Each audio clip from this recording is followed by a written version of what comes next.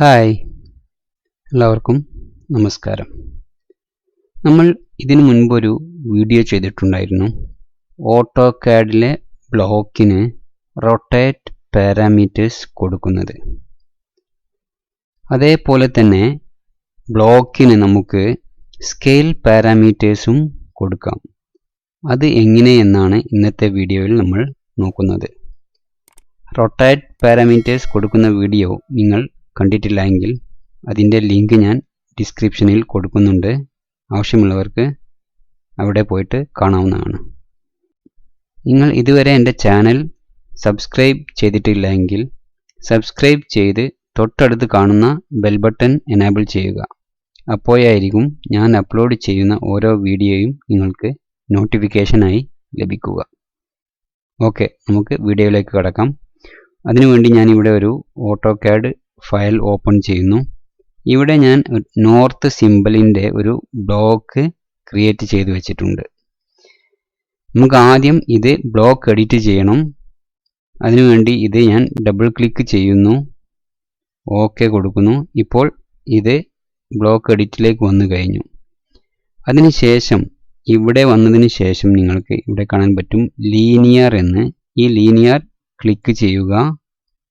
അപ്പോൾ ഇവിടെ കാണും B parameter specify start point or എന്ന് കൊടുത്തതിന് ശേഷം name, label, chain, description, base, palette, value എന്നിവയെല്ലാം ഉണ്ട്.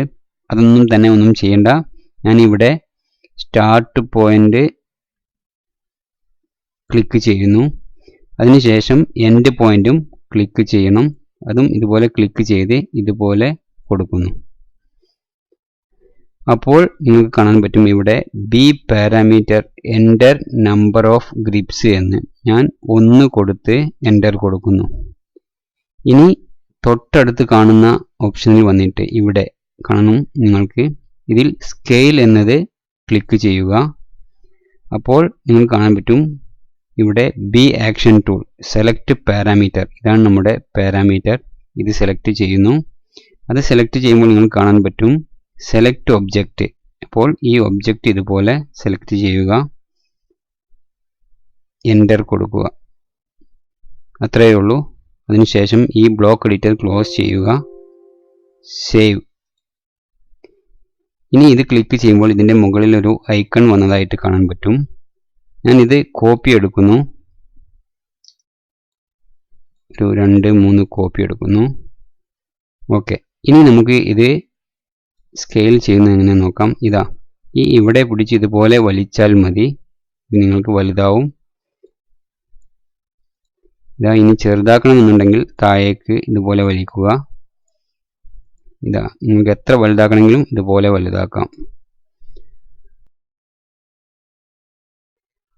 അപ്പോൾ അത്രയേ ഉള്ളൂ ഇന്നത്തെ വീഡിയോ. ഓട്ടോകാഡ് ബ്ലോക്കിന് സ്കെയിൽ പാരാമീറ്റർ കൊടുക്കുന്നത് നിങ്ങൾക്കെല്ലാവർക്കും മനസ്സിലായിട്ടുണ്ടാകുമെന്ന് വിചാരിക്കുന്നു. അതുപോലെ വീഡിയോ ഇഷ്ടപ്പെട്ടുവെങ്കിൽ ലൈക്ക് ചെയ്യുക. ഇത് അറിയാത്തവർക്ക് വേണ്ടി നിങ്ങൾ ഷെയർ ചെയ്യുക. നിങ്ങളുടെ അഭിപ്രായങ്ങൾ കമൻസിൽ രേഖപ്പെടുത്തുക. എല്ലാവർക്കും നന്ദി.